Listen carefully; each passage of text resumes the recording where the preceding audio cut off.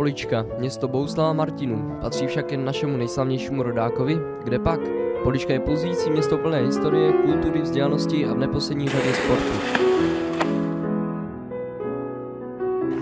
Tak nedávno se tady na Sinčáku vybudoval bruslařský ovál a my se zeptáme lidí, jak se jim tady na tom bruslí. Je to fajn. Ať se bruslí.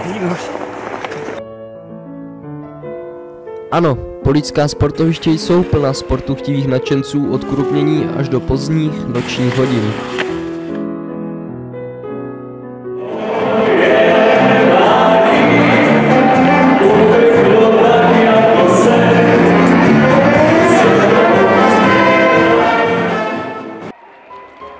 Pokud se někdo domnívá, že poličská mládež vysedává celou zimu za pecí, je na velkém omylu. Naši mladí se aktivně účastní řady kulturních akcí. S kamerou jsme navštívili ples poličských gymnazistů, kterému se říká studentský ples.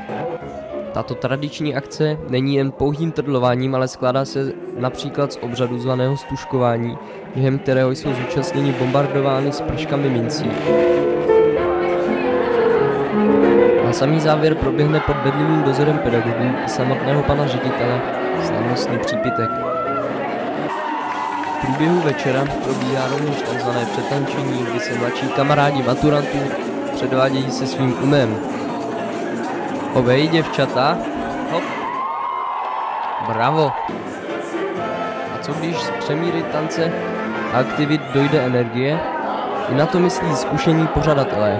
A tak naše mládež často a ráda energii doplňuje a doplňuje a doplňuje